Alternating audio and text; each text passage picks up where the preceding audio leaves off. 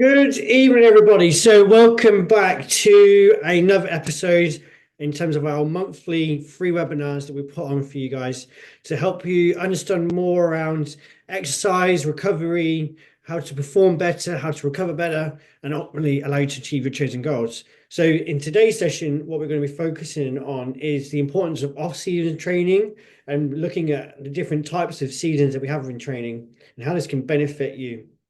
And commonly, the misconceptions or the pitfalls around why people overtrain quite easily, why they fatigue very easily, and why they get injured very easily because they don't take into consideration these different segments that's onto it. So, this is perfect for you whether you're a team sport, an individual sport, or even maybe just a general gym goer that's looking for a bit more direction around their training to allow them to achieve your chosen goals. So what we'll do is first just kind of introduce myself. So my name is Rory, and these pictures pretty much kind of shape me in terms of what I do, the enjoyments that we have. So commonly the different types of exercises that I do and different types of recovery that I do to ensure that I can perform at best, not only as a gym owner, but also someone that enjoys regular physical activity. So the top two pictures here are me completing the National Free Peaks and the Yorkshire Free Peaks within the time allocations, which the national was for 24 hours and the Yorkshire Free Peaks within 12 hours. The bottom two images on the left and in the middle. The left one, the middle one is the Derby Half Marathon, which we did way back in 2022. And then on the left picture here is the Lisbon Marathon, which we did a few months later on, which was probably one of the hardest feats to date that I've had to do. And the rest of the pictures we've got in here, the top right is me strength training. So I'm a keen advocate of strength training. And often what I do is I'll do some big challenges in the middle of the year, which you see in the pictures on the left.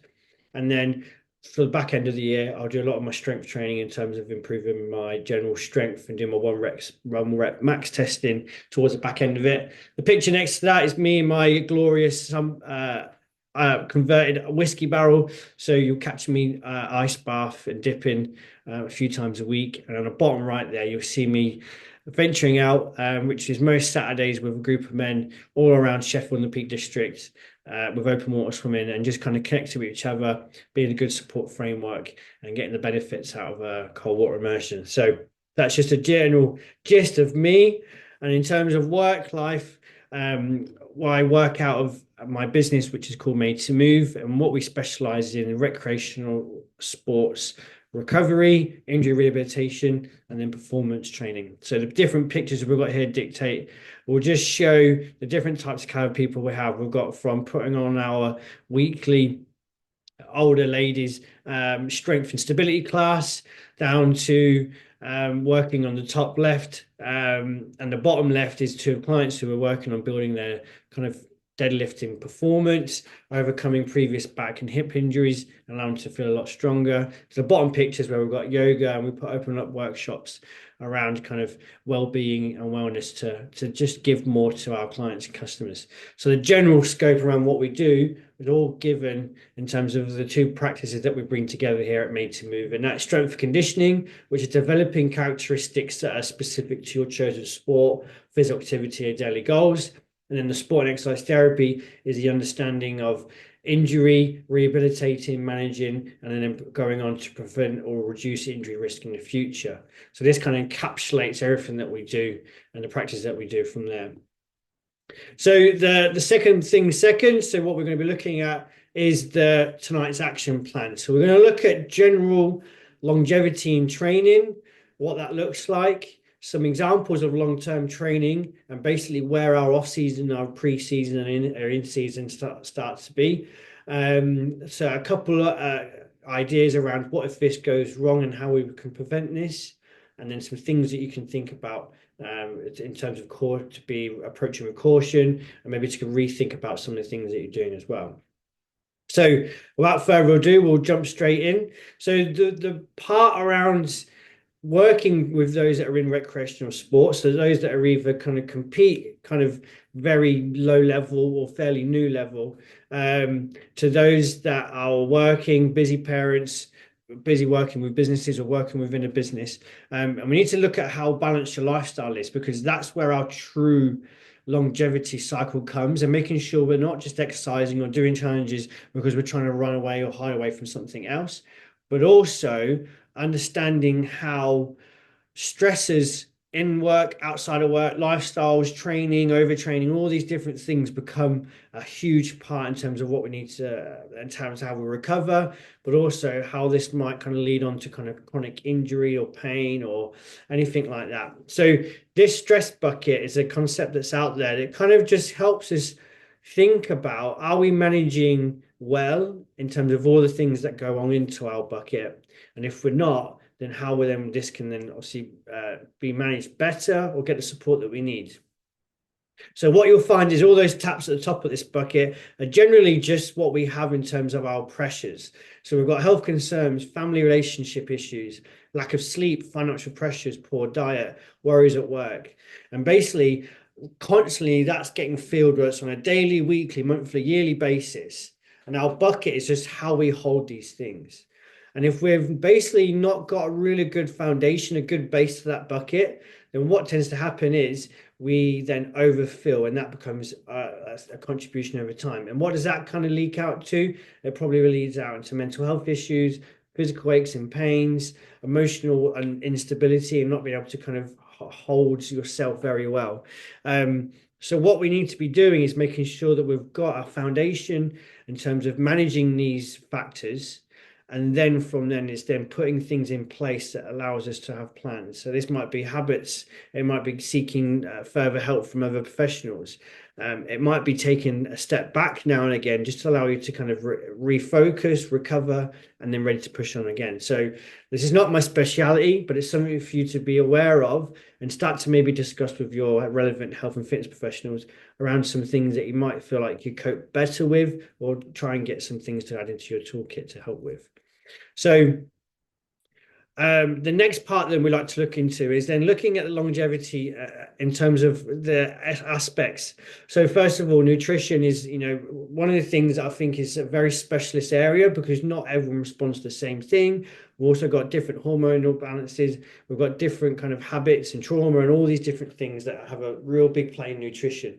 But it's understanding what you need to be eating or consuming or not consuming, depending relative to you, and how you can then reduce inflammation or eat or have enough nutrition to perform better.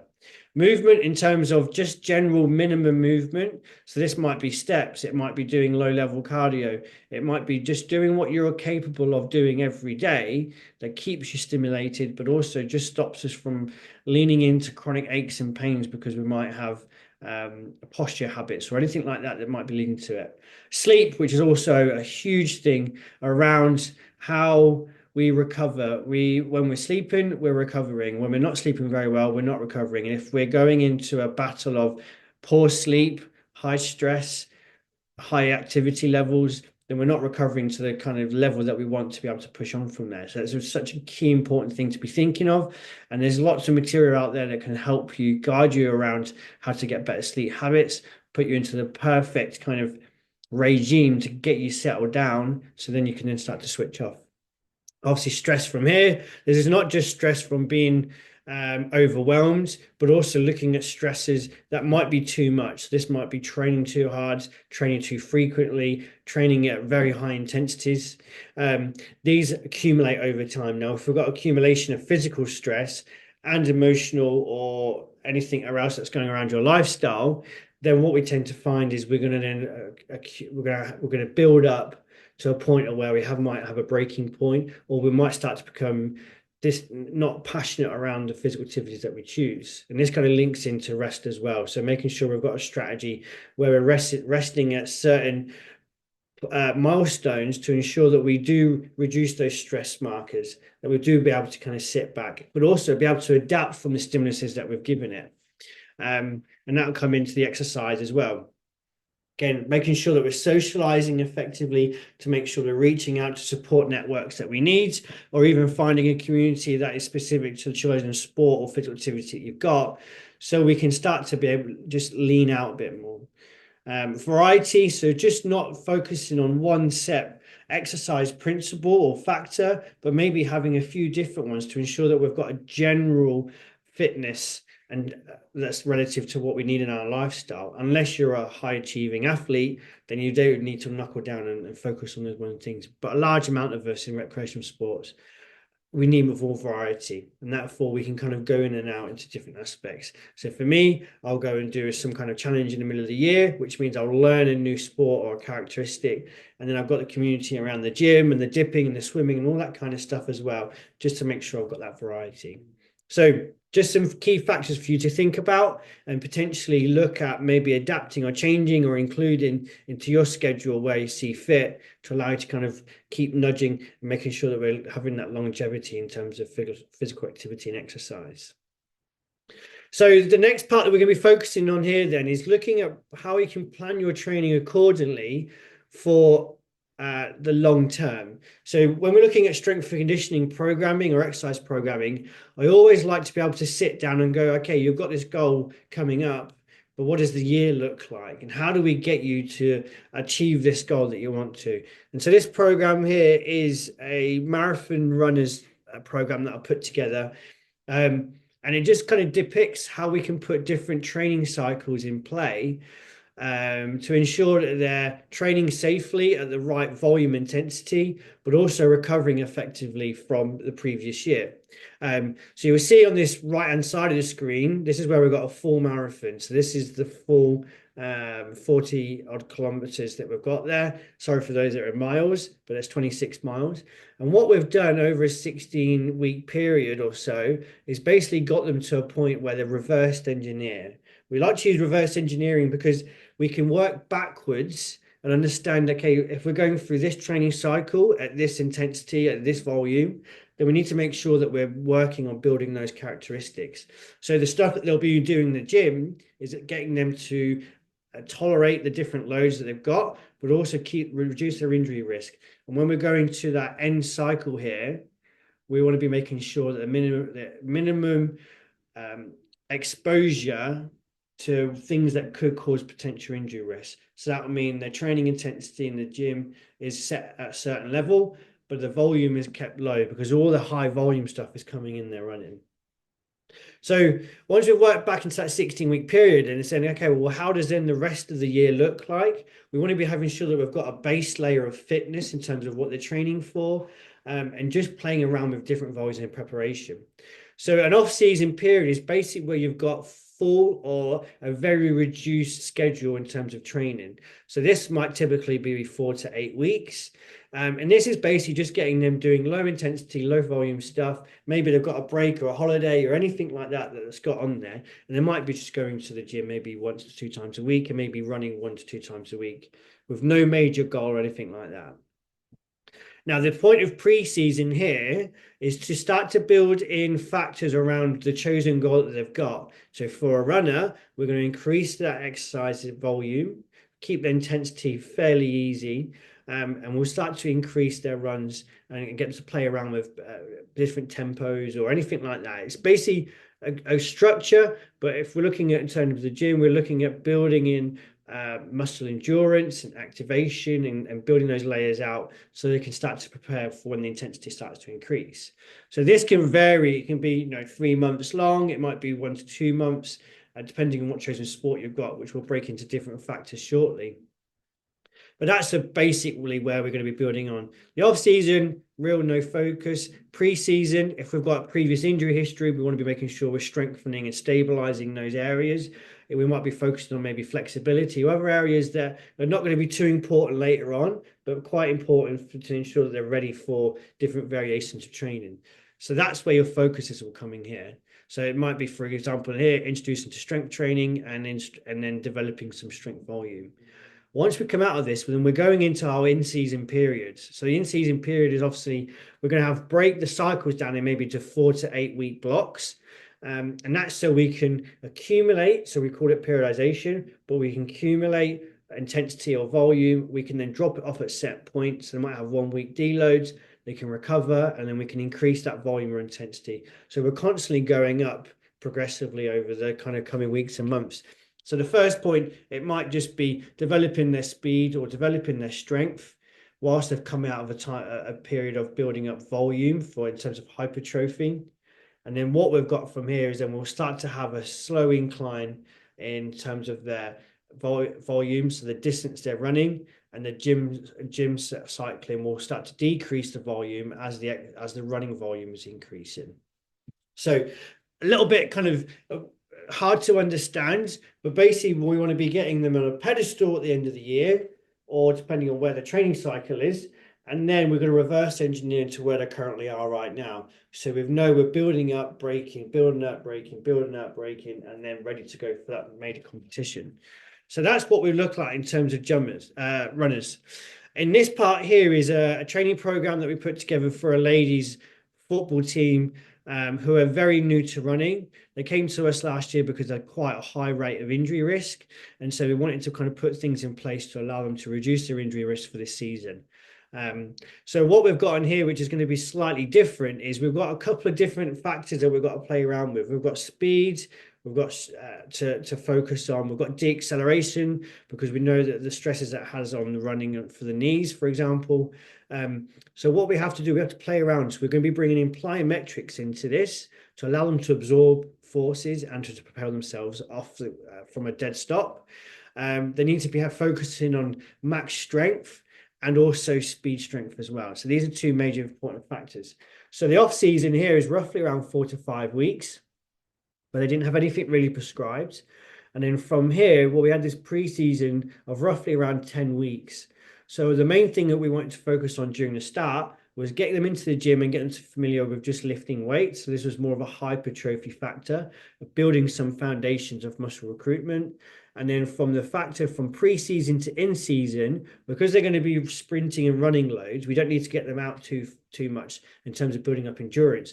But what they do need is to build up strength. So our first block is around strength speed and bringing in that lifting volume with that intensity. Once we got to that point, in terms of kind of now until Christmas, we're looking at more speed strength. So we're going to decrease the weight, but we're going to keep the intensity quite high. And that's so they can generate the forces that they need to at a higher rate. So this can be a bit more fun. So rather than just going out and lifting 5 by 5, for example, they might be lifting 3 by 6. So 6 sets of 3, and that's because the weight's going to be lower, but we're going to get more lift the weight off the ground quicker to allow them to generate that force. And what we'll find from here is the repetitions are dropped whilst the intensity is high. And then as we come into this break around December, they're going to have a couple of weeks off. When we come back from the Christmas break, fatigue is going to be relatively high in terms of a chronic lows. So what we need to be doing is just maintaining and making sure that we reduce the injury risk by making sure that we load ourselves in the gym effectively. So we won't be pushing as hard in the training after Christmas, but more just managing and maybe just step increasing as and when the ladies feel more comfortable. And you'll see on here that we've just basically cycled the plyometrics up and down throughout the season to ensure that they can kind of cover that. So that's what it might look like in terms of a team sports setting. And then those of you that might be in a gym-based setting, this is going to be typically having more focused blocks around your training to, one, spice it up and making sure you're not getting bored, but two, to understand that you don't need to be just doing 3 sets of 10 for the whole year because you're not going to progress in strength or muscle size or speed or agility. But more, what you could do is have this off season, which might be around the Christmas break. And then when you come into it, you might come in for stability duration. So you might just be focusing on single arm, single leg based exercises just to come in and focus on stabilizing and getting the smaller muscle groups to work. And then you'll come into a hypertrophy where we're going to increase the repetitions and keep the weight roughly the same. You might do this for a 4 to 8 week period. And then you could go into then a strength block of maybe 3 by 5 or 4 by 5 to shoot the numbers up because you've created a really good foundation here. And then you might come back into a hypertrophy block for 4, 8 or 12 week periods, and then come into a high strength block and then go to hypertrophy. And you could just play around with that all year. Other than that, you might do other things where you might explore Olympic lifting for a 4-week period before you go back into a hypertrophy. Or different variations of sports. So it's more thinking about what your kind of goal is for the year and then how you can then set in different training blocks and protocols to achieve that. And I think that's the power where you can find someone like a coach or a therapist. They can kind of go, right, this is where I want to be. This is what I want to achieve. Can you help me figure out a plan that's going to get me there over the year? And this is what I really like to do towards the back end of a year, is get you thinking about it before the new year's arrived, so you can start to set out some barriers or guidelines around how you're going to achieve that. So I hope I didn't jump through that too quickly and some of it made sense. It's like, say, breaking down your goal into bite-sized goals over the months and the weeks, and it keeps you motivated and keeps you knowing that you're on the right track to achieve that goal. And so my next point is to think about, well, what if this is not done right? And what does that typically look like?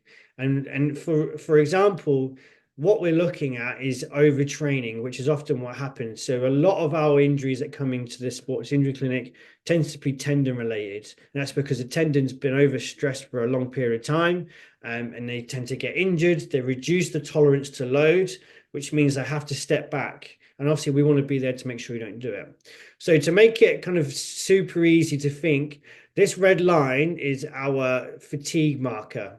Okay. Now, if we've got an adequate training stimulus, we have a bit of fatigue, but then what happens is if we give it the right amount of time for recovery, we recover, and we've got a thing called supercompensation, which basically means that the body thanks us and rewards us with improved performance. Okay. If we don't have this and we basically come into a second training loads, we basically get more fatigue. Okay. And then rather than in the supercompensation effect occurring, actually, we've just put another stimulus back in. So that then brings our fatigue marker down even further.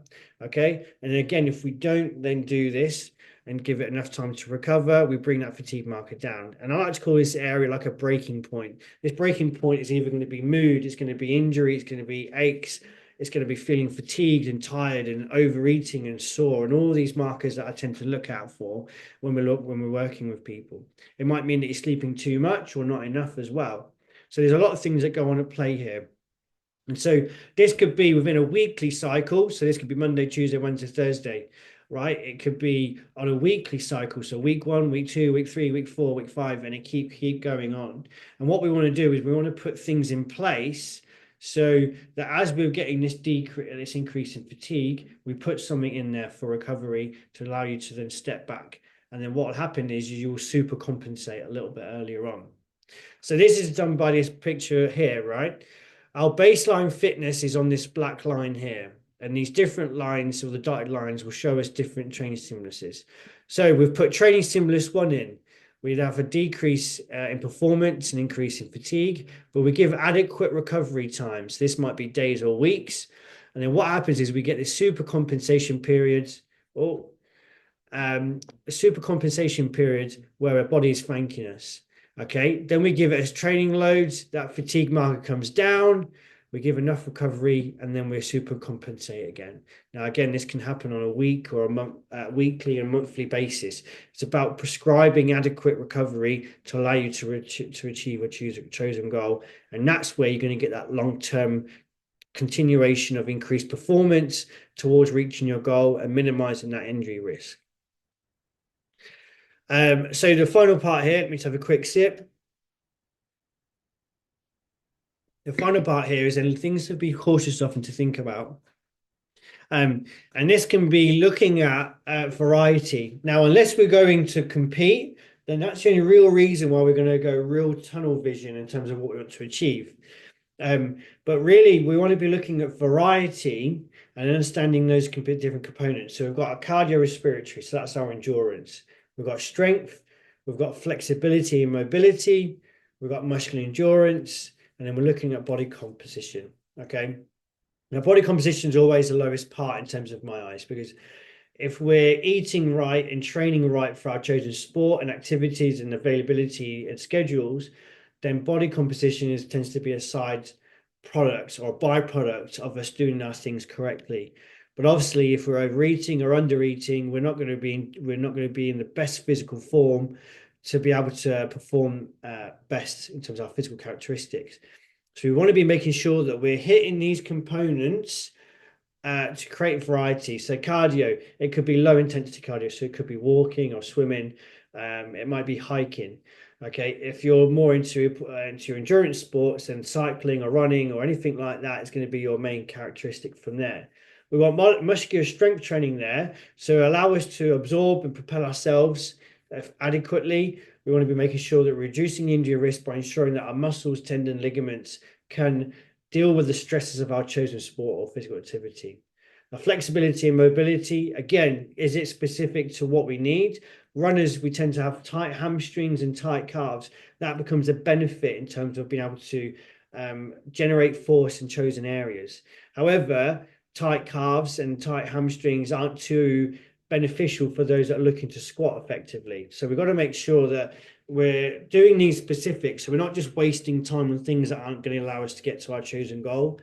Muscular endurance, again, specific to your chosen sport and the period of training cycles you're in, is going to be important. So you might be putting it towards the start of the year where it's just building foundations and to build upon rather than having it later on. However, if you do something like high rocks or CrossFit, muscular endurance is quite a key component of training. So where does that fit into the training cycle? Do you need to be generating strength and speed toward the start of the year? Then as you get closer to an event, you're then working on building up muscular endurance. That's the factors that you need to be looking at when you're training. The next part then is looking at the move more pain-free model that we start to kind of work from, and understanding of what your ability levels are right now, what abilities do you need for your chosen sport, chosen goal, and how you build that. So the first thing is looking at mobility and flexibility adequate to the chosen sport that you're working on. That's your baseline. Can we move well in terms of the range of motions that are available at each joint? So that mobility is the joint, flexibility is the muscles and the tendons. Once we know we're working pretty well there, can we stabilize throughout these whole ranges of motion?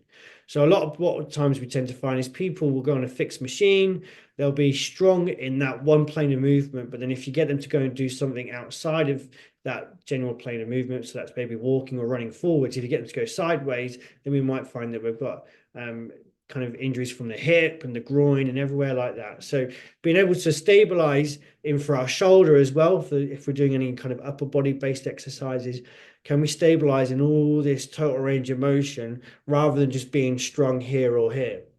And then finally, are we then just generally strong in terms of what we need to be doing effectively? And most people, what they come into the strength and just focus on strength, but actually are not very well at mobility, flexibility, or stability. And obviously what contributes to this and how we can look at that is understanding your current ability levels. So what we do when we're doing testing with clients is we're understanding their general functional movement. So what I can find on the bed compared to what I can find on the floor in the gym is completely different. So I tend to take a two-way approach. I'll do a general kind of functional movement screen in the gym. So we're looking at how they can hold and then how their flexibility is and their mobility and generally how their movement is. Then if I'm going, okay, I've seen three things here. I've seen something in the shoulder, something in the hip, something in the ankle.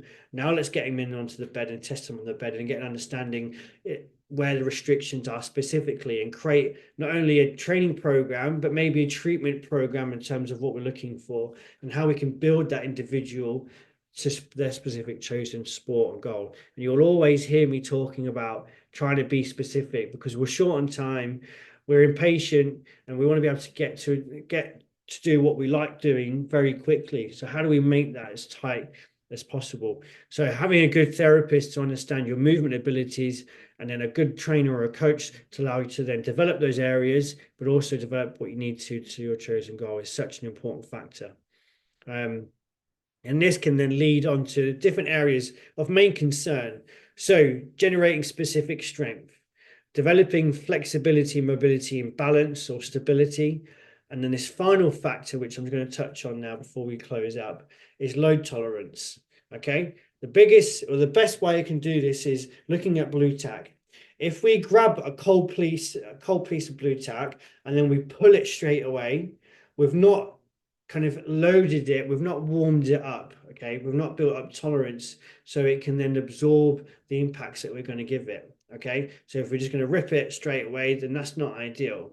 However, if we play with it and we warm it up and we start to kind of tease it in terms of what we want it to do, you find that then that blue tack stretches without splitting. Okay. And that's what we want to be looking at when we're thinking about our muscles and our tendons. Are we guiding it where we want it to go? Are we teasing it? Are we letting it know that we're going to be doing this thing and we want you to be able to perform? Or are we just going to jump straight into it and ask for it for 110% when really it can only do about 20 or 30% capacity? That's the thing that we need to be thinking about. So when we've got long-term training goals, this is what our feeding ground is. That's what we're going to be running off to allow you to ensure that you can perform at your best. So that's pretty much what we're looking at. So the reminder is look at what you want to be achieving, whether that's a quicker pace while you're running, to achieve a long distance goal, to get super strong in the gym. That's the factors that we need to be looking at. And we need to plan accordingly. And then within that plan, needs to be looking at how we're recovering. Okay. Do we need to eat more specifically to what we want? So for me, I'm eating more because I'm doing lots of strongman training and strength training. Do I need to be making sure I'm getting at least 8 hours sleep? That's one of my main focuses because I've gone from 6 to 7 and now I'm trying to get to 8. Looking at appropriate stress factors and how we can manage them. And that's whether we need seeking help and assistance. Looking at our training frequency and are we doing enough for what we want or are we doing way too much and not getting the adaptation that we need? Cold and hot therapy, which is something that I'm huge about. Can we shock the body? Can we load it? Can we stress it to a point which is great in terms of hormonal and mental health and mental fitness, but also the heat as well, and allow us to kind of allow us to change to our environment to allow us to cope better. Put on here, I've put in with a have a beer. Have a beer in terms of relative to not ruining your chosen goals, but just being able to sit on your ass and chill out and have a beer rather than trying to chase and keep pushing. Because unfortunately, we're not robots. We can't just keep going. We have to get back, recover, realign, push on, sit back, recover, realign, and push on. And that's the way we're going to get a long-term approach into it. So understanding where your seasons are, whether it's where you need to be training hard and backing off, and then being able to then put into factors play in terms of your strength and your resilience training, and then your recovery factors as well. So I hope you found this super useful. And this is something, I'm an area that I'm really passionate about and being able to pick things apart.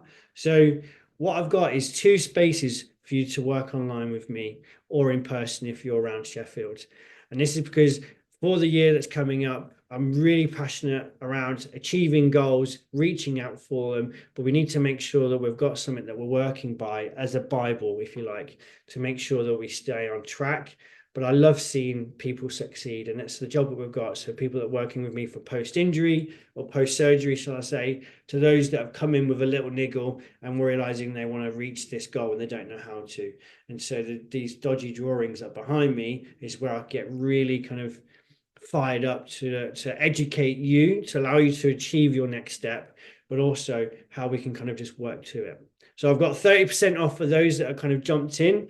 If you're interested in picking this up and working towards a goal that's coming up in the near future, then please do drop us a message. We're more than happy to help. Find us on our social media platforms. We've got these on YouTube, we're on Instagram, LinkedIn, and we've got the podcast as well. So for tonight, that's me. Stop yabbering on. Thank you so much for your time and watching here. I hope you learned a lot. Feel free to leave some comments and I'll speak to you all soon.